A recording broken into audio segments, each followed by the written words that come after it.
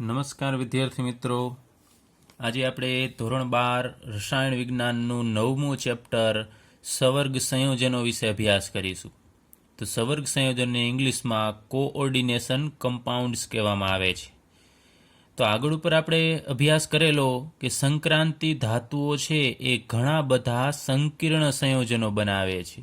સંક્રાંતિ ધાતુ એટલે કે ડી વિભાગના તત્વો, સ્કેન્ડિયમ, ટિટેનિયમ, વેનેડિયમ, ક્રોમિયમ, આ બધી જે ધાતુઓ છે એને આપણે સંક્રાંતિ ધાતુઓ કહીએ છીએ. ઘણા બધા સંકીર્ણ સંયોજનો બનાવે છે કે એ સંકીર્ણ સંયોજનોની અંદર ધાતુ પરમાણુ છે એ અનેક ઋણાયન અને અથવા તટસ્થ અણુઓ સાથે, એટલે કે બંને હોઈ શકે, ઋણાયન હોઈ શકે અથવા તટસ્થ, અથવા તો ઋણાયન અને તટસ્થ અણુઓ બંને હોઈ શકે, એની સાથે ઇલેક્ટ્રોનની ભાગીદારી દ્વારા જોડાયેલા હોય છે. જેમ કે આપણે અહીંયા લઈએ, જોવો છો તમે, આ સંક્રાંતિ ધાતુ છે કોબાલ્ટ, એની સાથે અહીંયા 6 વસ્તુ જોડાયેલી છે. એમાં NH3 એટલે એમોનિયા, એમોનિયાના 5 અણુઓ જોડાયેલા છે. તો એમોનિયા છે એ તટસ્થ અણુ છે. આપણે આમ લખીએ NH3, તો એમાં એમોનિયા ઉપર કોઈ આપણે વીજભાર દર્શાવતા નથી, એટલે તટસ્થ અણુ થશે. તો તટસ્થ અણુઓ પણ જોડાયેલા છે. અને Cl છે, તો તમને ખ્યાલ છે Cl ઉપર આપણે આમ લખીએ છીએ Cl-, તો એ ઋણાયન થશે, તો ઋણાયન જોડાયેલો છે. તો એના દ્વારા અહીંયા જે બંધ બનતો હશે એ પણ ઇલેક્ટ્રોનની ભાગીદારીથી બનતો હશે, પરંતુ એ અલગ પ્રકારનો બંધ હોય છે. આની અંદર જે બંધ હોય એ સવર્ગ સહસંયોજક બંધ બનતો હોય છે. સવર્ગ સહસંયોજક બંધ.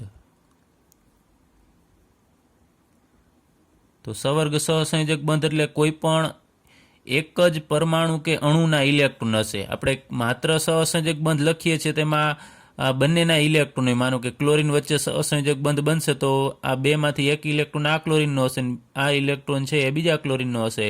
પરંતુ સવર્ગ સહસંયોજક બંધની અંદર કોઈ પણ એક પરમાણુ છે એ બંને ઇલેક્ટ્રોન આપતો હોય છે. જેમ કે આપણે લઈએ BF3 અને એની પ્રક્રિયા આપણે કરાવીએ NH3 સાથે, તો એની વચ્ચે પ્રક્રિયા થશે. નાઇટ્રોજન ઉપર જે બંધકારક ઇલેક્ટ્રોન યુગ્મ છે એ બંને ઇલેક્ટ્રોન છે એ આ બોરોનને આપે છે. તો એમાંથી આપણને સંયોજન મળશે આમ BF3, અને એને જનરલી આપણે આમ એરા વડે દર્શાવીએ છીએ NH3. તો આ સહસંયોજક બંધ જ છે, પણ અલગ પ્રકારનો, જેને આપણે સવર્ગ સહસંયોજક બંધ કહેશું. તો અહીંયા તમે જુઓ છો કે નાઇટ્રોજન છે એના જ બંને ઇલેક્ટ્રોન છે, છતાં પણ આ ભાગીદારીના ઇલેક્ટ્રોન કહેશું. તો એને આ સવર્ગ સહસંયોજક બંધને આવા તીરની નિશાનીથી દર્શાવવામાં આવે છે. પછી આ ચેપ્ટરમાં તો દર્શાવવામાં નથી આવતા, પરંતુ યાદ રાખજો કે સવર્ગ સહસંયોજક બંધની અંદર બંને ઇલેક્ટ્રોન કોઈ પણ એક પરમાણુના જ હશે. અથવા રૂટીન અહીંયા આપણે એક આમ સિંગલ, જેમ સહસંયોજક બંધ દર્શાવીએ છીએ એ મુજબ પણ દર્શાવી શકાય છે. તો અહીંયા આ સંયોજન છે એ સંકીર્ણ સંયોજન છે, એને આધુનિક નામ પ્રમાણે સવર્ગ સંયોજનો પણ કહેવામાં આવે છે. તો સવર્ગ સંયોજનની અંદર ફરીથી ધાતુ પરમાણુ છે એ આવા તટસ્થ અણુઓ કે ઋણાયન સાથે ઇલેક્ટ્રોનની ભાગીદારી કરી અને સંયોજન બનાવે છે.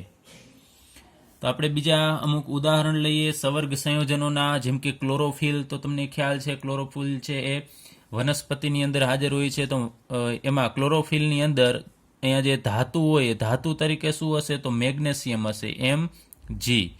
એ જ રીતે હિમોગ્લોબિન, જે આપણા બ્લડમાં, રુધિરમાં હોય છે, હિમોગ્લોબિનની અંદર ધાતુ હશે Fe, આયર્ન હશે. અને વિટામિન B12 એની અંદર ધાતુ પરમાણુ તરીકે કોબાલ્ટ હશે. તો ક્લોરોફિલ છે મેગ્નેશિયમના, હિમોગ્લોબિન છે આયર્ન, અને વિટામિન B12 છે એ કોબાલ્ટના સવર્ગ સંયોજનો છે. એટલે આ બધા આપણે ઉદાહરણ લીધા એ સવર્ગ સંયોજનોના ઉદાહરણ છે. સવર્ગ સંયોજનોનો ઉપયોગ પણ ઘણી બધી જગ્યાએ થાય છે, કે વિદ્યુત ઢોળ ચડાવવા માટે, ગ્લેટ કરવા માટે, કોઈ પણ ધાતુ હોય ને આપણે ગ્લેટ કરવું હોય તો એના માટે પણ આ સંયોજનનો ઉપયોગ થશે. આ ઉપરાંત કાપડને રંગ કરવો હોય તો એમાં જે કેમિકલ વપરાય છે એમાં પણ આ પ્રકારના સંયોજનનો ઉપયોગ થશે. આ ઉપરાંત ઘણા બધા ઔષધીય રસાયણ બનાવવા માટે, એટલે કે દવા બનાવવા માટે પણ આ સવર્ગ સંયોજનોનો ઉપયોગ થાય છે. ત્યારબાદ સવર્ગ સંયોજનોના વર્નરના સિદ્ધાંત વિશે અભ્યાસ કરીએ. તો આ ખૂબ જ અગત્યનો સિદ્ધાંત છે. એ સ્વિસ રસાયણશાસ્ત્રી આલ્ફ્રેડ વર્નરે આપેલો છે. તો તો આલ્ફ્રેડ વર્નર નામના વૈજ્ઞાનિક સૌ પ્રથમ હતા કે જેણે સવર્ગ સંયોજનોના બંધારણ વિશે માહિતી આપેલી. જે આપણે આગળ ઉપર ઉદાહરણ લીધેલું હમણાં જ, એ સવર્ગ સંયોજનો છે એનું બંધારણ કેવું છે એની માહિતી સૌપ્રથમ આલ્ફ્રેડ વર્નર નામના વૈજ્ઞાનિકે આપેલી. તો આલ્ફ્રેડ વર્નર નામના વૈજ્ઞાનિકે ઘણા બધા સવર્ગ સંયોજનો છે બનાવ્યા અને એના ભૌતિક અને રાસાયણિક ગુણધર્મો છે એનો અભ્યાસ કર્યો અને એના આધારે એને અમુક માહિતી આપી. એના વિશે આપણે અહીંયા અભ્યાસ કરીએ તો એને કીધું કે ધાતુ આયનની બે સંયોજકતા હોય છે, એક પ્રાથમિક સંયોજકતા અને બીજું દ્વિતીયક સંયોજકતા. તો પ્રાથમિક સંયોજકતાથી તો આપણે બધા પરિચિત છીએ. આપણા માટે આ જે દ્વિતીયક સંયોજકતા છે એ નવી છે, તો એના વિશે અહીંયા આપણે વિગતવાર અભ્યાસ કરવાનો છે. તો અહીંયા આપણે અમુક ઉદાહરણ લઈએ. CrCl3 ક્રોમિયમ ટ્રાયક્લોરાઇડ, ત્યારબાદ COCl2 અને બીજું એક ઉદાહરણ લઈએ PdCl2 એટલે કે લેડ ડાયક્લોરાઇડ, કોબાલ્ટ ડાયક્લોરાઇડ. તો આ બધામાં ક્રોમિયમનો ઓક્સિડેશનાંક કેટલો હશે? આપણે ઓક્સિડેશનાંક કઈ રીતે મેળવો એ આગળ ઉપર અભ્યાસ કરી ગયા છે. અહીંયા ક્રોમિયમ આનું માનો કે આપણે આયનીકરણ કરીએ તો એમાંથી આપણને Cr3+ આયન મળશે અને plus 3 chlorine Cl- chloride ion મળશે. આનું આયનીકરણ કરીએ તો CO2+ અને 2Cl- મળશે અને આનું આયનીકરણ કરીએ તો Pd2+ + 2Cl- મળે છે. તો અહીંયા ક્રોમિયમ ઉપર તમે જુઓ છો કે 3 વીજભાર આવે છે, અહીંયા કોબાલ્ટ ઉપર 2 આવે છે અને અહીંયા પેલેડિયમ ઉપર 2 વીજભાર આવે છે. તો અહીંયા ક્રોમિયમ ઉપર જે પહેલેથી વીજભાર હતો જેને આપણે એનો ઓક્સિડેશનાંક કહીએ છીએ 3+, પછી અહીંયા કોબાલ્ટ ઉપર વીજભાર હશે અહીંયા 2+, અને પેલેડિયમ ઉપર પણ 2+ વીજભાર હશે. એ જે શરૂઆતમાં એનો વીજભાર હતો અથવા આપણે ઓક્સિડેશનાંક કહીએ છીએ એને એની પ્રાથમિક સંયોજકતા કહેશું. તો પ્રાથમિક સંયોજકતા કેના જેટલી હોય? એ ધાતુના ઓક્સિડેશનાંક જેટલી હોય.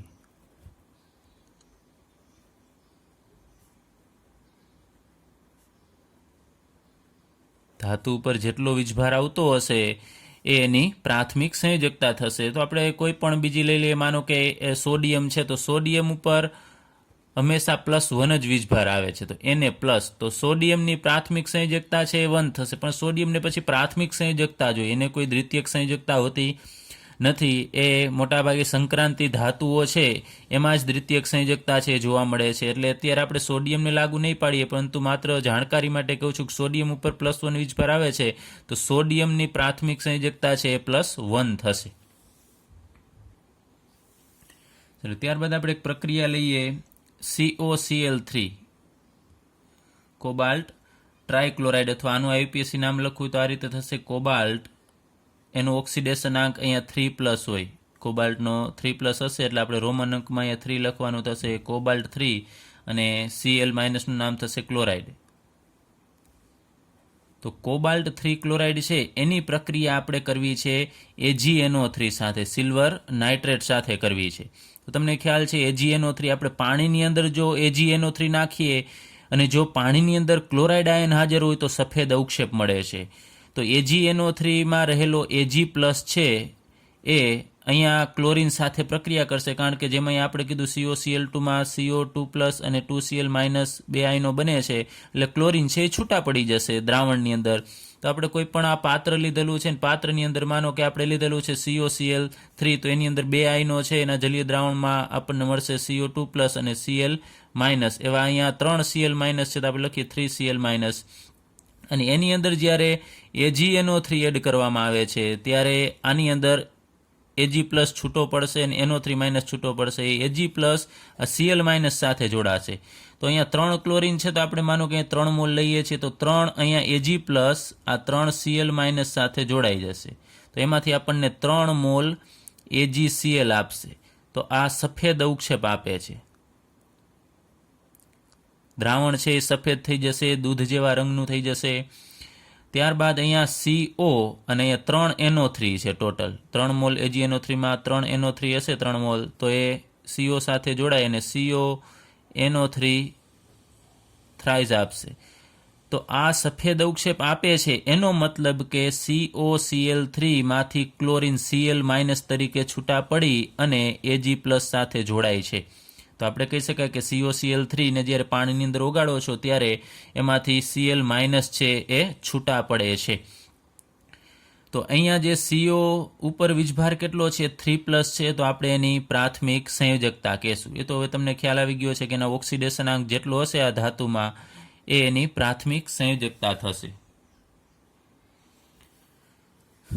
ત્યારબાદ આલ્ફ્રેડ વર્નર નામના વૈજ્ઞાનિકે આ COCl3 એટલે કે કોબાલ્ટ 3 ક્લોરાઇડ છે એની પ્રક્રિયા એને યોગ્ય માત્રામાં એમોનિયા સાથે કરાવી અને એમાંથી જુદા જુદા સંયોજન મળ્યા અને એની પ્રક્રિયા ફરીથી એને AgNO3 સાથે કરી અને ચેક કર્યું કે કેટલા ક્લોરીન છે એ છૂટા પડે છે અને કેટલા દ્રાવણની અંદર રહી જશે. તો અહીંયા જે આપણે પ્રક્રિયા કરીએ છીએ બીકરની અંદર દ્રાવણ સ્વરૂપમાં કરવામાં આવે છે, જે હું અહીંયા દર્શાવું છું.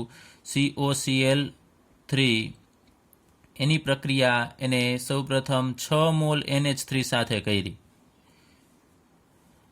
તો એમાંથી એને એક સંયોજન મળ્યું, 1 મોલ સંયોજન મળ્યું. એટલે અત્યારે હું આમ જો ન દર્શાવું તો પણ ચાલે, પણ માત્ર તમારી જાણકારી માટે લખું છું. અહીંયા 1 મોલ આ બધું જોડાઈ જાય છે, COCl3 અને 6 NH3. COCl3 ઇન્ટુ અહીંયા 6 NH3.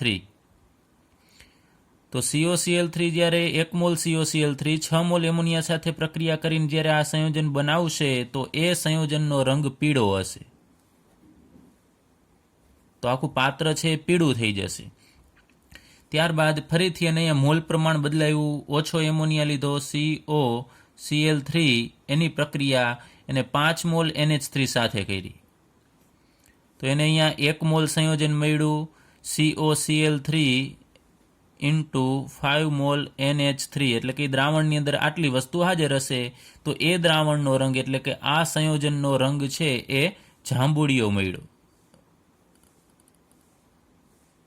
જાંબુડિયા રંગનું દ્રાવણ છે બની જશે. ત્યારબાદ ફરીથી એને આ મોલ પ્રમાણ છે ઘટાડ્યું, COCl3 plus 4 mall NH3. 4 mall ammonia લીધો તો એમાંથી પણ એને 1 મોલ સંયોજન મળ્યું, COCl3 ઇન્ટુ 4 મોલ NH3 અને એનો રંગ છે લીલો જોવા મળ્યો.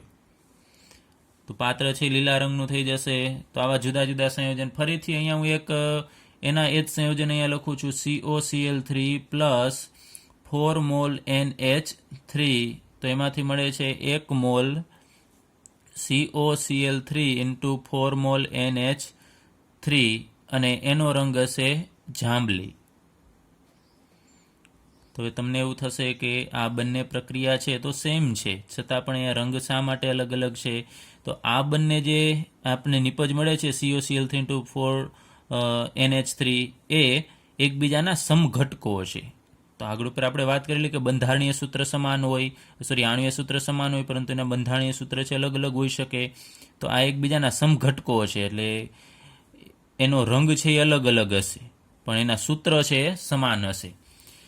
તો એને હવે આપણને જે આ નિપજ મળી એમાં એને ચેક કરવું છે કે અહીંયા તમે જુઓ છો કે COCl3 છે એની પ્રક્રિયા જ્યારે AgNO3 સાથે કરવામાં આવી તો આના 3 ક્લોરીન છે મુક્ત થઈ શકતા હતા, કારણ કે આયોનિક બંધથી જોડાયેલા હતા. તો 3 Cl મુક્ત થતા હતા તો અહીંયા આપણને 3 મોલ AgCl મળતો હતો. તો એને જોયું કે અહીંયા COCl3 જે આપણને નવું આ સંયોજન મળ્યું એમાં 3 ક્લોરીન છે એ આયોનિક બંધથી જોડાયેલા છે કે નહીં. તો એના માટે એને વધુ પ્રમાણમાં આ AgNO3 આની અંદર એડ કર્યો.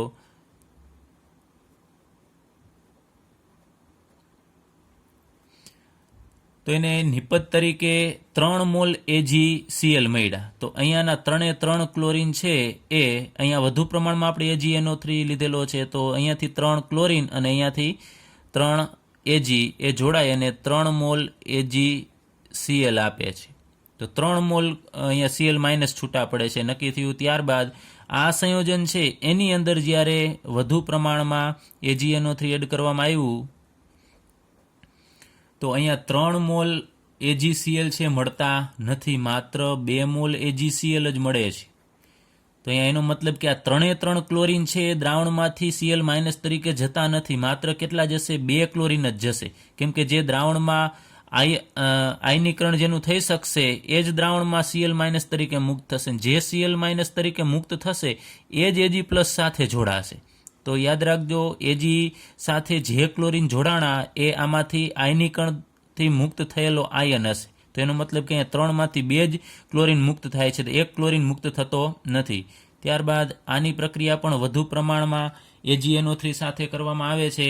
તો અહીંયા 1 મોલ જ AgNO3 મળે, AgCl છે એ મળે છે. અહીંયા 3 મોલ, અહીંયા 2 મોલ અને અહીંયા 1 મોલ જ. એ જ રીતે આની પ્રક્રિયા પણ વધુ પ્રમાણમાં AgNO3 સાથે કરશું તો અહીંયા પણ આપણને 1 મોલ AgCl જ મળે છે. તો અહીંયા આપણને જુદા જુદા પ્રમાણમાં મોલ પ્રમાણ મળે છે AgClનું. એના આધારે આપણે અમુક વસ્તુ છે એ નક્કી કરી શકીએ. તો અહીંયાથી તમે જુઓ છો કે COCl3 × 6NH3 માંથી 3 ક્લોરીન છે નીકળી અને AgCl સાથે જશે. એનો મતલબ કે AgCl સાથે જે ક્લોરીન જડતા હોય એ Cl માઇનસ તરીકે હશે. તો અહીંયા પાછળ આપણે કહીએ કે 3 Cl અહીંયા નીકળી જશે, તો પાછળ શું વધશે એ હું અહીંયા લખું છું CO. ત્યારબાદ અહીંયા આપણે 6NH3 છે એ દર્શાવું છું, તો હું એને આ સ્વરૂપે આમ દર્શાવું છું. NH3 6 વખત છે એટલે અહીંયા 6 ટાઈમ, કે જે પાછળ બાકી રહેશે. ક્લોરીન નીકળી જશે તો પાછળ દ્રાવણની અંદર આટલો ભાગ કોબાલ્ટની સાથે રહેશે, કેમ કે આ કોબાલ્ટ સાથે બધા જોડાયેલા છે એવું શરૂઆતમાં અનુમાન લગાવેલું, પરંતુ એમાંથી આ નીકળી જશે તો એ Cl માઇનસ તરીકે છૂટા પડે છે, તો એ અલગ પ્રકારે જોડાયેલા હશે. શરૂઆતમાં અહીંયા તમે જુઓ છો કે CO સાથે 3 ક્લોરીન છે એ આયોનિક બંધથી જોડાયેલા હતા, પરંતુ જો આ બધી જગ્યાએ, હવે એક આનું આપણે ઉદાહરણ લઈએ, COCl3 × 5NH3 છે એમાંથી 2 જ ક્લોરીન નીકળે છે. 3માંથી માત્ર 2 ક્લોરીન જ જશે, તો એનો મતલબ એવો થશે કે 3 ક્લોરીન છે એ આયોનિક બંધથી જોડાયેલા હશે નહીં. તો અહીંયાથી 2 ક્લોરીન નીકળી જશે તો પાછળ શું વધશે હું લખું છું અહીંયા 5NH3 છે, તો આમ લખી શકાય NH3 5 ટાઈમ્સ અને 1 ક્લોરીન જે બાકી રહે છે એ હું અહીંયા કાઉન્સમાં દર્શાવું છું કે 2 ક્લોરીન નીકળી જશે તો અહીંયા પાછળ 1 જ ક્લોરીન વધશે.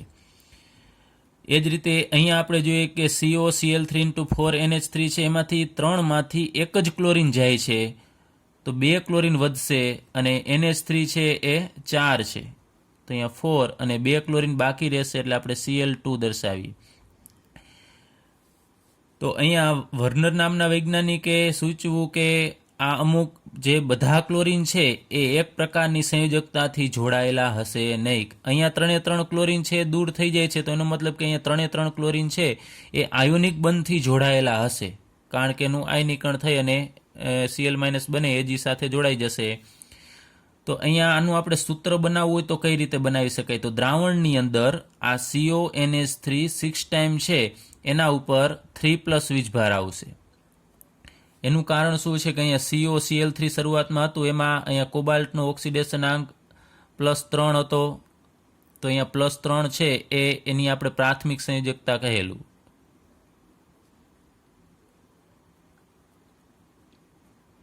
તો અહીંયા દરેક સંયોજનની અંદર આપણે COCl3 જ લીધેલું છે, તો દરેક સંયોજનમાં કોબાલ્ટનો ઓક્સિડેશનાંક +3 છે, તો દરેકની પ્રાથમિક સંયોજકતા +3 થશે.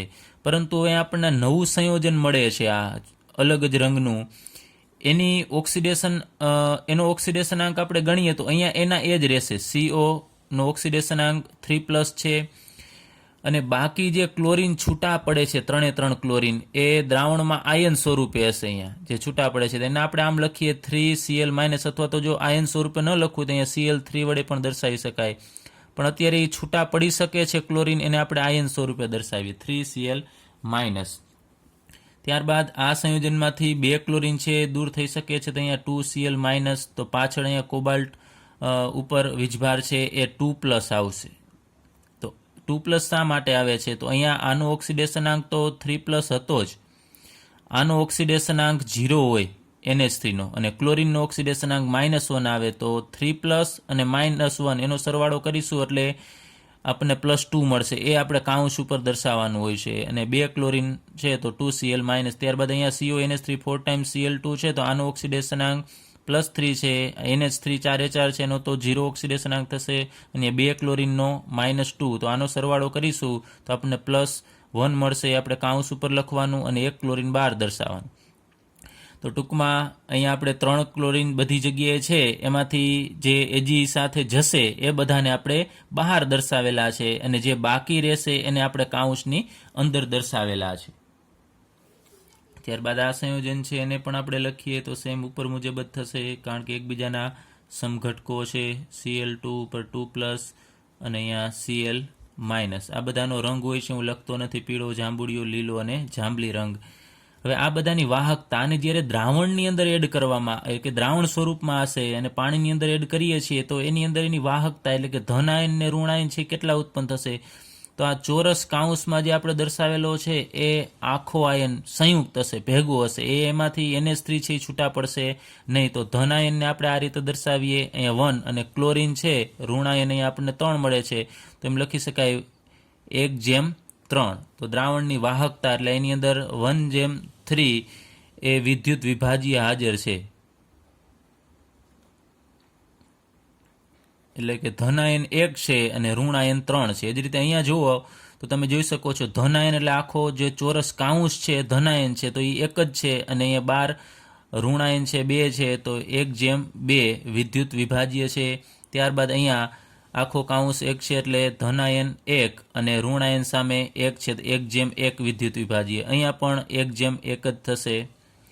તો દ્રાવણની અંદર આપણે જો આ સંયોજનને પાણીની અંદર જો ઓગાળીએ તો એમાં 1 ધન આયન હશે ને 3 ઋણ આયન હશે. ટોટલ આયન કેટલા થાય? આ બંનેનો સરવાળો કરવાનો એટલે 3 ને 1 4. જ્યારે આની અંદર કુલ આયનો કેટલા હશે દ્રાવણમાં? તો 2 ને 1 3. અહીંયા 2, અહીંયા પણ 2 હશે. તો આયનોની સંખ્યા આમાં વધારે છે તો એની વાહકતા પણ વધશે. તો વિદ્યુત વિભાજ્ય પદાર્થ છે એને અનુરૂપ એની વાહકતા હોય છે, એટલે વધુ આયનો તો વાહકતા છે સામાન્ય રીતે વધારે હોય. તો એ આલ્ફ્રેડ વર્નર નામના વૈજ્ઞાનિકે આ દ્રાવણની વાહકતા કેટલી છે એના આધારે પણ એને જોયું કે ક્લોરીન છે કેટલા અંદર છે અને કેટલા બહાર છે.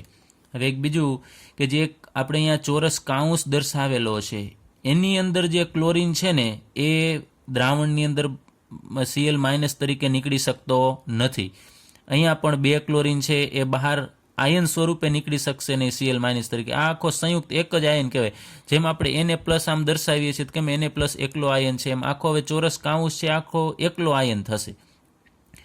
હવે આ કાઉન્સની અંદર તમે જુઓ છો ધાતુ સાથે અહીંયા તટસ્થ અણુ છે અને અહીંયા આ ઋણ આયન અહીંયા ક્લોરીન છે એ જોડાયેલો છે, તો બધા સરખી સંખ્યામાં જોડાયેલા છે. અહીંયા કોબાલ્ટ સાથે 6 NH3 જોડાયેલા છે, અહીંયા કોબાલ્ટ સાથે 5 NH3 અને 1 ક્લોરીન એટલે ટોટલ 6 જોડાયેલા છે. અહીંયા કોબાલ્ટ સાથે 4 NH3 અને 2 ક્લોરીન એટલે 6. અહીંયા પણ 4 ને 2 6.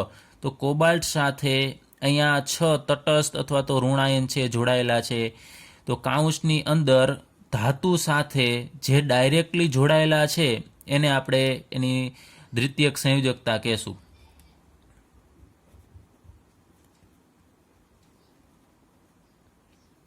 તો ફરીથી દ્વિતીયક સંયોજકતા એટલે ચોરસ કાઉન્સની અંદર ધાતુ સાથે જે ડાયરેક્ટલી જોડાયેલા છે એની તરીકે તટસ્થ અણુ પણ હોય કે ઋણ આયન, એની સંખ્યાને આપણે દ્વિતીયક સંયોજકતા કહેશું. તો અહીંયા કોબાલ્ટની દરેક સંયોજનની અંદર દ્વિતીયક સંયોજકતા કેટલી છે? તો 6 છે. હવે આપણે અહીંયા એક બીજું કોષ્ટક પણ બનાવીએ કે પ્રાથમિક સંયોજકતા અને દ્વિતીયક સંયોજકતા કેટલી છે. તો પ્રાથમિક અને દ્વિતીયક સંયોજકતા. તો પ્રાથમિક સંયોજકતા કઈ રીતે નક્કી થાય આ સંયોજનની? તો એમાં ધાતુ છે ને ઓક્સિડેશન આંક આપણે ગણવાનો. તો અહીંયા ધાતુનો ઓક્સિડેશન આંક ગણશો એટલે ટોટલી ચાલો આપણે એ પણ ગણીએ. માનો કે આવું સૂત્ર છે ને આપણે આ સ્વરૂપે ન લખવું તો આમ લખી શકાય CO NH3 6 ટાઈમ અને Cl3 આમ લખવાનું. આ તો આપણે આયન સ્વરૂપે લખેલું છે. હવે એનું સંપૂર્ણ અણુસૂત્ર છે આવું થશે CONH3 6 ટાઈમ Cl3. એને આપણે જ્યારે પાણીની અંદર ઓગાળીએ છીએ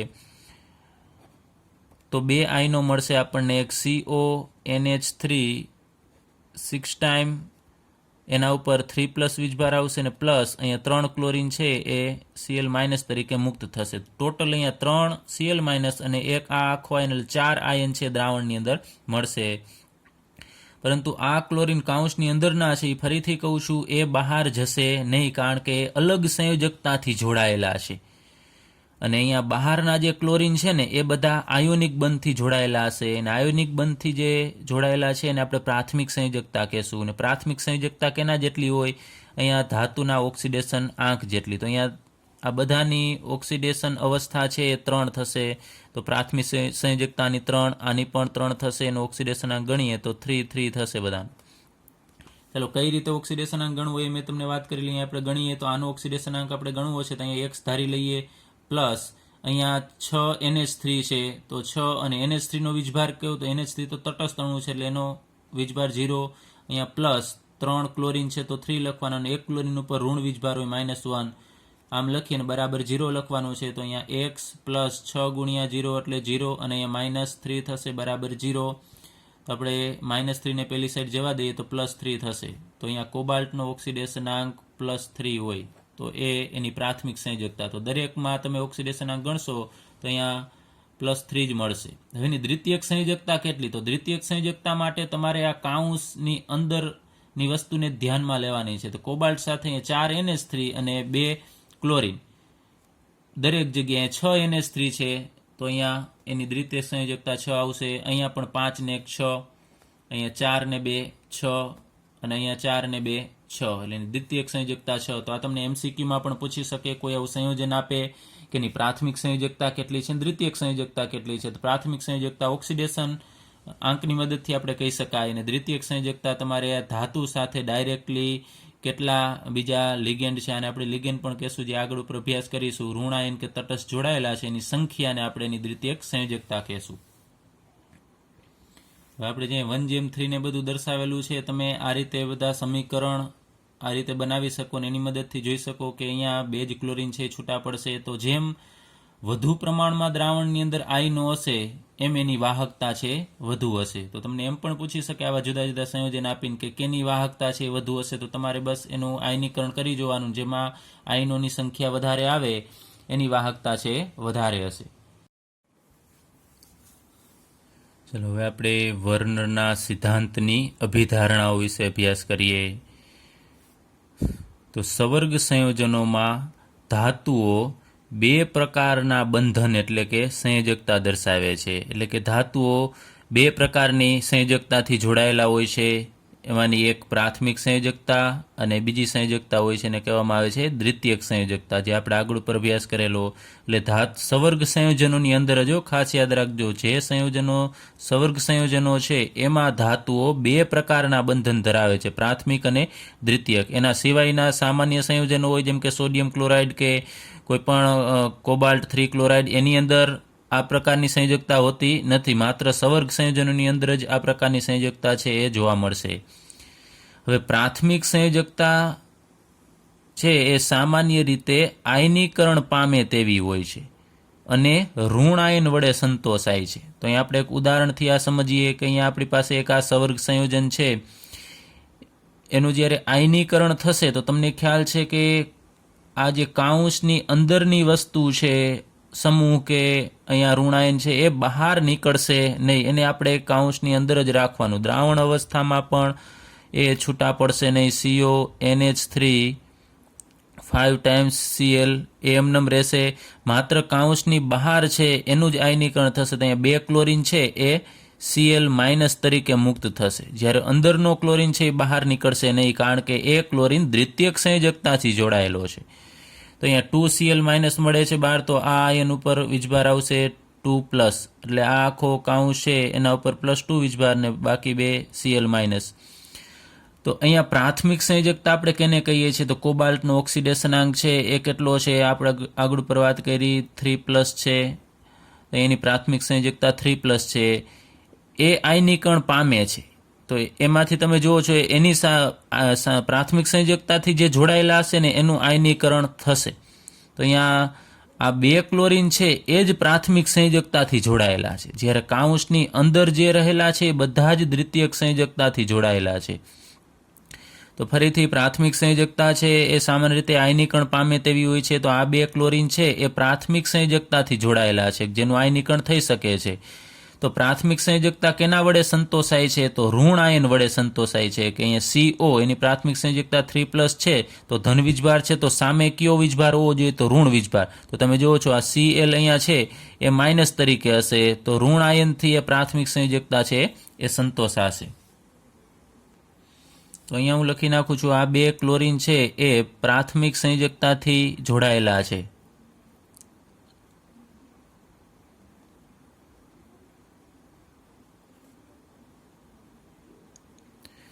ચલો હવે એના પછી આપણે લઈએ દ્વિતીયક સંયોજકતા. તો દ્વિતીયક સંયોજકતા છે એ બિન આયનીકરણ હોય છે, એટલે કે એનું આયનીકરણ થતું નથી. આ કોબાલ્ટ સાથે અહીંયા 5 એમોનિયા અને 1 ક્લોરીન એટલે કે ટોટલ 6 સમૂહ છે જોડાયેલા છે, તો એની દ્વિતીયક સંયોજકતા 6 થશે. દ્વિતીયક સંયોજકતા એ 6 છે. તો દ્વિતીયક સંયોજકતાથી જે જોડાયેલા છે ને એનું આયનીકરણ થશે નહીં. તમે જુઓ છો એકઈ બાર NH3 છે એ જતો નથી. આ ક્લોરીન જે અહીંયા હતો કાઉન્સની અંદર એ પણ બહાર જતો નથી. એટલે દ્વિતીયક સંયોજકતા છે બિન આયનીકરણ હોય છે, અને આ સંયોજકતા તટસ્થ અણુઓ અથવા ઋણ આયન વડે સંતોષાય છે. તો કોબાલ્ટની સાથે દ્વિતીયક સંયોજકતાથી જે જોડાયેલા છે કોણ હોઈ શકે? તો એમોનિયા છે તમે જુઓ છો તટસ્થ અણુ છે, અને ક્લોરીન છે એ પાછો ઋણ આયન હોય. જ્યારે આપણે આગળ ઉપર આનો અભ્યાસ કરશું કે આ કઈ રીતે સંયોજન છે બને છે એનો આ ચેપ્ટરની અંદર જ આપણે અભ્યાસ કરીશું. તો અહીંયા Cl માઇનસ છે એ જોડાતો હોય છે આની સાથે. તો અહીંયા દ્વિતીયક સંયોજકતાથી જોડાયેલા હોય એ તટસ્થ અણુઓ અથવા ઋણ આયન. તટસ્થ અણુઓ તરીકે એમોનિયા, પછી H2O, CO આ બધા હશે, કાર્બન મોનોક્સાઇડ, એ બધા તટસ્થ અણુઓ, અને ઋણ આયન તરીકે તો ઘણા બધા હોઈ શકે. ત્યારબાદ દ્વિતીયક સંયોજકતા છે એ કેટલી હોય? તો એના સવર્ગ આંક જેટલી હોય. સવર્ગ આંક હવે કેને કહેવાય? તો અહીંયા કોબાલ્ટ સાથે કેટલા સમૂહ જોડાયેલા છે એની સંખ્યાને આપણે એનો સવર્ગ આંક કહેશું. એટલે કે કેટલા સવર્ગ સહસંયોજક બંધ બનાવે છે. જેમ કે આપણે લઈએ કોબાલ્ટ છે ને, તો કોબાલ્ટ સાથે 5 એમોનિયા આમ જોડાયેલા હોય, NH3, અહીંયા NH3 અને અહીંયા NH3, અને 5મો એમોનિયા આપણે અહીંયા દર્શાવીએ, અને એક આ ક્લોરીન છે એને આપણે ઉપરની તરફ આમ દર્શાવીએ. તો અહીંયા કોબાલ્ટ સાથે જે બંધ બનતા હોય છે આ સમૂહના કે ક્લોરીનના, એ બંધની સંખ્યાને આપણે એનો સવર્ગ આંક કહેશું. તો અહીંયા તમે જુઓ છો 6 બંધ બને છે, 1 2 3 4 5 6, તો એનો સવર્ગ આંક 6 થશે આ કોબાલ્ટનો. તો દ્વિતીયક સંયોજકતા એના સવર્ગ આંક જેટલી હોય અને તે ધાતુઓ માટે નિશ્ચિત હોય. તો કોબાલ્ટ છે એનો સવર્ગાંક 6 છે એ ફિક્સ હોય, દ્વિતીયક સંયોજકતા પણ ફિક્સ હશે, જે મેં અહીંયા દર્શાવી છે. કોબાલ્ટનો એની દ્વિતીયક સંયોજકતા 6 અથવા એનો સવર્ગાંક પણ 6 થશે. તો એક વખત ફરીથી આ સવર્ગાંક કેને કહેવાય? તો કોબાલ્ટ ધાતુ વચ્ચે અહીંયા કોઈ પણ હોય એની સાથે જેટલા અહીંયા બંધ બનતા હશે ને એ બંધની સંખ્યાને આપણે એનો સવર્ગાંક કહેશું. અને આ બંધ છે બધા સવર્ગ સહસંયોજક બંધ હશે, અને આ 2 ક્લોરીનને દર્શાવો તો આમ બહાર દર્શાવવાના થશે. ત્યારબાદ ચોથી અભિધારણા કે આયન અથવા તો સમૂહ કે જે ધાતુ સાથે દ્વિતીયક બંધનથી એટલે કે સંયોજકતાથી જોડાયેલા છે તે તેમના જુદા જુદા સવર્ગ આંકને અનુરૂપ અવકાશીય ગોઠવણી ધરાવે છે અથવા તો રચના હોય. તો ધાતુનો જેટલો સવર્ગ આંક હશે ને એ મુજબ એના જુદા જુદા આકાર હશે. તો અહીંયા આપણે એના ઉદાહરણ લઈએ, જેમ કે CO NH3 6 ટાઈમ. એમાં અહીંયા કોબાલ્ટ છે એની સાથે NH3, આ કાઉન્સની અંદર તમે જુઓ છો કોબાલ્ટ સાથે અહીંયા 6 અણુ NH3ના જોડાયેલા છે, તો આનો સવર્ગાંક 6 થશે. એ જ રીતે અહીંયા CO સાથે 5 NH3 અને 1 ક્લોરીન, એટલે આનો પણ સવર્ગાંક 6 થશે આ કોબાલ્ટનો. ત્યારબાદ આ કોબાલ્ટનો સવર્ગાંક છે NH3 4 અને 2 ક્લોરીન, ટોટલ 6, તો એનો સવર્ગાંક પણ 6 થશે. અથવા આપણે સવર્ગાંક એટલે એની દ્વિતીયક સંયોજકતા કહી શકાય, તો એની દ્વિતીયક સંયોજકતા પણ એટલી જ થશે. દ્વિતીયક સંયોજકતા છે એ પણ 6 થશે. જે આપણે આગળ ઉપર વાત કરી કે જેટલો સવર્ગાંક હોય એટલો જ એની દ્વિતીયક સંયોજકતા હોય. તો કાઉન્સની અંદર જેટલા અણુઓ ધાતુ સાથે બંધ બનાવતા હોય એની સંખ્યાને આપણે એની દ્વિતીયક સંયોજકતા કહેશું. તો સવર્ગાંક 6 છે, તો આ બધાની ભૌમિતિક રચના એટલે કે એનો આકાર કેવો હશે? તો અષ્ટફલકીય આકાર હશે. તો અષ્ટફલકીય આકાર આપણે આગળ ઉપર ભણી ગયા છીએ. ફરીથી આપણે અહીંયા લઈએ, માનો કે આ સંયોજન છે CO NH3 6 ટાઈમ Cl3. આપણે એનો આકાર દોરવો હોય તો અહીંયા CO છે કોબાલ્ટને સેન્ટરમાં રાખવાનો, અને 6 NH3 છે એ આ રીતે એમાંના 4 છે એ એક જ સમતલની અંદર ગોઠવાયેલા હોય. અને બાકીના બે છે એ સમતલની ઉપર અહીંયા આ એક ચોરસ બનાવશે અને એક સમતલની ઉપર હોય NH3 અને એક સમતલની નીચેની તરફ હશે. તો આ ઉપરના NH3 ને આ ચારેય NH3 સાથે જોડશો તો ઉપર એક પિરામિડ જેવી રચના થશે અને અહીંયા આ ચારેય ખૂણાને તમે નીચેના NH3 સાથે જોડશો તો નીચે પણ એક પિરામિડ. તો આખો જે આકાર થશે એમાં 8 ફલક હશે બાજુ, એમાં 1 2 3 અને એક પાછળની સાઈડ. આ પિરામિડમાં 4 સાઈડ હશે, નીચે 4 હશે, ટોટલ 8 ફલક એટલે બાજુ હોય છે, એટલા માટે આને અષ્ટફલકીય કહેવામાં આવે છે. એ જ રીતે NiCO4 સંયોજન છે એનો સવર્ગાંક 4 થશે. તમે જુઓ છો Ni સાથે 4 કોબાલ્ટ જોડાયેલા કાર્બન મોનોક્સાઇડ છે જોડાયેલા છે, તો એનો સવર્ગાંક છે 4 છે. તો એનો આકાર સમચતુષ્ફલકીય હશે. તો સમચતુષ્ફલકીય આકાર આપણે ભણી ગયા છીએ આગળ ઉપર, એમાં બંધ કોણ છે એ 109.5 નો હોય છે. આ આકાર છે ને આપણે એનો સમચતુષ્ફલકીય આકાર કહેશું. ત્યારબાદ PtCl4 2- છે, આ માત્ર આપણે આયન દર્શાવેલો છે, આયનીકરણ બાદનો આયન દર્શાવેલો છે. એનો સવર્ગાંક 4 છે અથવા દ્વિતીયક સંયોજકતાની 4 થશે. તો એનો આકાર છે એ સમચોરસ હશે, એટલે પ્લેટિનમ છે એને સેન્ટરમાં રાખવાનો અને 4 ક્લોરીનને એક જ સમતલમાં દર્શાવવાના. તો આ સમતલીય ચોરસ આકાર થાય. તો અહીંયા આપણે કીધું કે આયન અથવા સમૂહ, અહીંયા આ આયન છે ક્લોરીન અથવા તો અહીંયા NH3 નો સમૂહ કે જે દ્વિતીયક બંધનથી જોડાયેલા છે તે તેમના જુદા જુદા સવર્ગાંકને અનુરૂપ અવકાશી ગોઠવણી હોય. 6 સવર્ગાંક હોય તો અષ્ટફલકીય એની રચના હોય, 4 સવર્ગાંક હોય તો સમચતુષ્ફલકીય પણ હોઈ શકે અથવા તો સમચોરસ પણ હોઈ શકે. ત્યારબાદ લઈએ કે આધુનિક સૂત્રીકરણમાં, એટલે કે આધુનિક આપણે જે સૂત્રીકરણ કરીશું એમાં અવકાશીય ગોઠવણોને સવર્ગ પોલીહેડ્રા પણ કહેવામાં આવે છે. સવર્ગ પોલીહેડ્રાને બીજું બહુતલીય પણ કહેવામાં આવે છે. બહુતલીય એટલે કે તલ એટલે કે સમતલ, જેમાં વધારે સમતલ આવેલા હોય એને બહુતલીય અથવા તો સવર્ગ પોલીહેડ્રા કહેશું. એટલે રચનાને આપણે સવર્ગ પોલીહેડ્રા કહેશું. હવે આનું આ સવર્ગ સંયોજનોનું આ સૂત્ર છે એમાં કાઉન્સની અંદરનો ભાગ, એટલે માત્ર આટલો ભાગની જે આપણે વાત કરીએ છીએ એ ભાગ છે એને આપણે સવર્ગ સ્પીસીઝ કહેશું અથવા તો એને સંકીર્ણ પણ કહેવામાં આવે છે. યાદ રાખજો, મોટા કાઉન્સની અંદરનો જે ભાગ છે એને સવર્ગ સ્પીસીઝ અથવા તો સંકીર્ણ એટલે કે આટલો ભાગ, અને એની બહાર રહેલા આયન એટલે કે અહીંયા 3 ક્લોરીન છે એને આપણે પ્રતિ આયન કહેશું.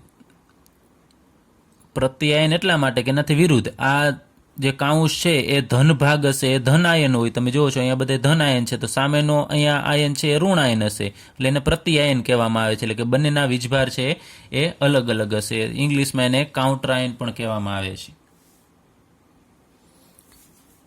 હવે આપણે પાઠ્યપુસ્તકનો કોયડો 9.1 જોઈએ, જેમાં આપણને જુદા જુદા સંયોજન આપેલા છે અને અહીંયા સૂત્ર દર્શાવેલા છે અને કીધું છે કે આ સંયોજનની પ્રક્રિયા AgNO3 સાથે કરવામાં આવે ત્યારે કેટલા મોલ AgCl મળે છે એ આપણને અહીં આપેલું છે. એટલે PdCl2 ની પ્રક્રિયા AgNO3 સાથે કરીશું તો આપણને AgClના 2 મોલ મળે છે એમ કીધું છે.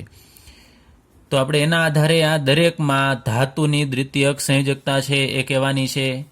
તો આગળ ઉપર આપણે વાત કરેલી કે Ag સાથે કયા ક્લોરીન જશે કે જે પ્રાથમિક સંયોજકતાથી જોડાયેલા હોય એ જ. તો AgClના 2 મોલ મળે છે, એનો મતલબ કે અહીંયા 2 AgCl મળે છે, તો આમાંથી તમારે 2 ક્લોરીનને કાઢી નાખવાના. જેટલા મોલ AgCl મળતા હોય એટલા ક્લોરીનને કાઢીને પાછળ જોવાનું કે PD સાથે હવે કેટલા જોડાયેલા છે, તો 4 NH3 જોડાયેલા છે. ટોટલ કેટલા હતા? 4 NH3 ને 2 ક્લોરીન 6 હતા. 6 માંથી આ 2 ક્લોરીન તો નીકળી જશે ને કેની સાથે જોડાઈ જશે? Ag સાથે. એટલે 2 મોલ AgCl આપે છે, 2 ક્લોરીનને કાઢી નાખવાના, તો પાછળ કેટલા વધશે? 4 મોલ NH3 આપણને મળશે, તો એની દ્વિતીયક સંયોજકતા છે 4 થશે. તો આપણે એને આમ દર્શાવવું તો દર્શાવી શકાય કે એનું સૂત્ર કેવું હશે? તો આ રીતે દર્શાવી શકાય, PD અને દ્વિતીયક સંયોજકતામાં 4 NH3 છે ને આમ જોડી દેવાના NH3 4 ટાઈમ્સ, અને જે દૂર થતા હોય Ag સાથે જતા હોય 2 મોલ મળે છે, 2 ક્લોરીન જતા હશે તો 1 ક્લોરીનને આપણે બહાર દર્શાવી દેવાના. તો હવે તમને ખ્યાલ આવી જશે કે પીડીની દ્વિતીયક સંયોજકતા કેટલી હશે. તો પીડી સાથે આ કાઉન્સની અંદર કેટલા જોડાયેલા છે? NH3 તો 4, તો એની દ્વિતીયક સંયોજકતા છે 4 થશે. એ જ રીતે અહીંયા ટોટલી 8 જોડાયેલા છે, 6 ને 2 8, એમાં પણ 2 મોલ AgCl મળે છે. તો આ 2 ક્લોરીનને કાઢી નાખવાના, પાછળ કેટલા વધશે તો એના સાથે અહીંયા 6 H2O વધશે, તો એની દ્વિતીયક સંયોજકતા 6 થશે. તો એનું સૂત્ર લખવું હોય કંઈ જરૂર નથી, પરંતુ તમને ખ્યાલ આવે એટલા માટે લખું છું. દ્વિતીયક સંયોજકતા 6 એટલે મોટા કાઉન્સની અંદર તમારે આ 6 H2O ને આમ દર્શાવી દેવાના એના સાથે, અને જેટલા ક્લોરીન દૂર થતા હોય એને આપણે બહાર લખવાના. ત્યારબાદ અહીં PtCl4 × 2 મોલ HCl છે, એમાં એક પણ ક્લોરીન છે એ દૂર થતો નથી, કારણ કે આપણને 0 મોલ AgCl છે મળે છે. તો એકય ક્લોરીન આપણે દૂર નથી કરવાના. તો આમાં ટોટલ પ્લેટિનમ સાથે કેટલા જોડાયેલા છે? 4 અને 2 HCl, એટલે કે 6 જોડાયેલા છે. તો એની દ્વિતીયક સંયોજકતા છે 6 થશે. ત્યારબાદ અહીંયા લઈએ CO, અહીંયા 3, એની સાથે 3 ક્લોરીન અને 4 NH3, ટોટલ 7 જોડાયેલા છે. તો 7માંથી 1 ક્લોરીન દૂર થાય છે AgCl સાથે, તો 1 ક્લોરીનને કાઢવાનો છે. પાછળ કેટલા વધશે? અહીંયા 2 ક્લોરીન અહીંયા અને 4 આ, તો 4 ને 2 6, તો એની દ્વિતીયક સંયોજકતા 6 થશે. ત્યારબાદ અહીંયા PtCl2 અને NH3, એમાં તમે જુઓ છો કે AgNO3 સાથે પ્રક્રિયા થશે તો 0 મોલ AgCl મળે છે. એનો મતલબ કે એક પણ ક્લોરીન દૂર થતો નથી. તો પ્લેટિનમ સાથે જોડાયેલા બધા જ દ્વિતીયક સંયોજકતાથી જોડાયેલા હશે. તો અહીંયા 2 અને 2 4, તો એની દ્વિતીયક સંયોજકતા છે એ 4 થશે. ત્યારબાદ દ્વિક્ષાર અને સંકીર્ણ વચ્ચેનો આપણે તફાવત સમજીએ. તો દ્વિક્ષાર અને સંકીર્ણ બંને સંયોજનો 2 અથવા તો વધારે સ્થાયી સંયોજનોના તત્વયોગમિતીય ગુણોત્તરમાં સંયોગીકરણ પામે છે. તો આનો અર્થ શું થશે? દ્વિક્ષાર અથવા તો સંકીર્ણ કઈ રીતે બનશે? તો 2 અથવા તો વધારે કોઈ સ્થાયી સંયોજન લેવાનું અને એના તત્વયોગમિતીય ગુણોત્તર એટલે યોગ્ય માત્રામાં જોડાશે. કોઈ મજા આવે એટલા પ્રમાણમાં નહીં, એનું પ્રમાણ ફિક્સ હોય. જેમ કે પાણીની અંદર તમને ખ્યાલ છે પાણી કઈ રીતે બનશે? 2 હાઇડ્રોજન અને 1 ઓક્સિજન જોડાશે, એટલે હાઇડ્રોજન અને ઓક્સિજનનું પ્રમાણ 2:1 હોય ત્યારે જ પાણી બનશે. એમાં દ્વિક્ષાર કે સંકીર્ણ, એની અંદર જે ક્ષાર હશે એનું પ્રમાણ ફિક્સ હશે, એટલે એનો તત્વયોગમિતીય ગુણોત્તર છે એ ચોક્કસ હશે. તો દ્વિક્ષાર કઈ રીતે બનાવવામાં આવે છે? તો 2 જુદા જુદા ક્ષારને યોગ્ય માત્રામાં પાણીની અંદર જો ઓગાળવામાં આવશે તો દ્વિક્ષાર બનશે. જેમ કે આપણે ઉદાહરણ લઈએ કાર્નેલાઇટ. તો પોટેશિયમ ક્લોરાઇડ એટલે KCl, એનો 1 મોલ લેવાનો. તમે જુઓ છો અહીંયા 1 મોલ છે, અને એ 1 મોલ MgCl2 અને એને 6 મોલ પાણી, એની હાજરીમાં આપણે એને મિક્સ કરશું તો આપણને એ બધા ક્ષાર છે, જે શરૂઆતમાં આપણે 2 ક્ષાર લીધા છે, એક KCl અને MgCl2, એને અમુક માત્રામાં પાણીની હાજરીમાં આપણે મિક્સ કરશું તો એ બધા જોડાઈ જશે અને આખો એક સંયુક્ત આપણને ક્ષાર આપશે. આપણે અગાઉ લખ્યું તો આમ KCl પ્લસ MgCl2 અને થોડુંક આપણે પાણી લઈએ, માનો કે 6 મોલ H2O છે, એ આના તો સ્ફટિક જળ સ્વરૂપે હશે, પરંતુ અહીંયા 1 મોલ KCl ને 1 મોલ MgCl2 છે જોડાશે તો પછી આપણને આખો જે ક્ષાર છે સંયુક્તપણે મળશે. એને આપણે દ્વિક્ષાર કહેશું, કારણ કે એની અંદર 2 જુદા જુદા ક્ષાર છે અને અહીંયા રહેલું પાણી છે સ્ફટિક જળ સ્વરૂપે હોય છે. એ જ રીતે મોહરનો ક્ષાર FeSO4 NH4 twice SO4, તો આની અંદર પણ 2 ક્ષાર છે, FeSO4 અને NH4 twice SO4. પોટાશ એલમ, એની અંદર પણ અહીં આપણે એનું પ્રમાણસૂચક સૂત્ર દર્શાવેલું છે, એમાં પણ K2SO4 હોય, જે આપણે સંયુક્ત લખેલું છે KAlSO4 twice × 12H2O. તો આ બધાની અંદર 2 ક્ષાર રહેલા છે. તો દ્વિક્ષાર છે એને જ્યારે આપણે પાણીની અંદર ઓગાળીએ, પાણીમાં જ્યારે ઓગાળીએ છીએ ત્યારે એ બધા આયન સ્વરૂપે મુક્ત થશે. એટલે K છે તો એ K+ સ્વરૂપે મુક્ત થશે. ત્યારબાદ અહીંયાનો ક્લોરીન છે એ Cl- તરીકે, ત્યારબાદ અહીંયા Mg છે એ Mg2+ સ્વરૂપે, અને અહીંયાના ફરીથી 2 ક્લોરીન છે ને આપણે આમ દર્શાવીએ 2Cl-, અને આપણે પાણી છે તો એમને પાણીમાં જ રહેશે. એટલે અત્યારે દર્શાવીએ તો 6 ટોટલ આયન કેટલા બને છે? તો 1 2 3 4 ને 5 આયનો છે એ બને છે. તો અહીંયાના બધા જ આયનો છે આયન સ્વરૂપે મુક્ત થશે, એટલે કે આપણે એમ કહી શકાય કે એનું સંપૂર્ણ આયનીકરણ થાય છે, સંપૂર્ણ આયનમાં વિયોજિત થશે. એ જ રીતે આ બધામાં હું દર્શાવતો નથી, બધાને પાણીની અંદર ઓગાળવામાં આવે તો સંપૂર્ણ વિયોજન પામશે. આ Fe ને SO4 ને બધા છે અલગ પડી જશે. પરંતુ સંકીર્ણ સંયોજનમાં શું થાય છે આપણે લઈએ તો સૌપ્રથમ સંકીર્ણ સંયોજન કઈ રીતે બનાવવામાં આવે છે તો એ આપણે વાત કરી કે 2 અથવા વધારે સ્થાયી સંયોજનોને ભેગા કરવાના. તો અહીંયા કેસીએન અને એફિસિયન ટ્વાઇસ આ બંનેને ભેગા કરીએ છીએ. આના 4 મોલ લીધા છે અને આના 1 મોલ. તો એને જ્યારે ભેગા કરશું તો આપણને અહીંયા ક્ષાર જ છે બંને, તો એને ભેગા કરવામાં આવે ત્યારે આવું સંયોજન આપણને મળે છે K4. એ 12 રહેશે, આયન સ્વરૂપે પ્રાથમિક સંયોજકતાથી જોડાયેલા હશે, અને આ 6 CN, 4 અહીંયાના CN અને 2 અહીંયાના CN, એમ ટોટલ 6 CN છે એ Fe સાથે દ્વિતીયક સંયોજકતાથી જોડાશે. તો આ જે સંયોજન મળ્યું એને આપણે સંકીર્ણ સંયોજન કહેશું. હવે આ સંકીર્ણ સંયોજનને જ્યારે પાણીની અંદર ઓગાળવામાં આવે છે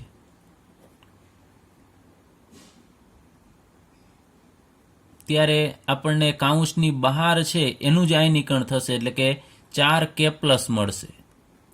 અને આ આખો આયન છે એ સંયુક્ત રહેશે FeCN6 અને 4-. તો આ આયનને આપણે આગળ ઉપર વાત કરેલી કે સંકીર્ણ આયન કહેવામાં આવે છે. સંકીર્ણ સંયોજનનો આયન છે ને સંકીર્ણ આયન.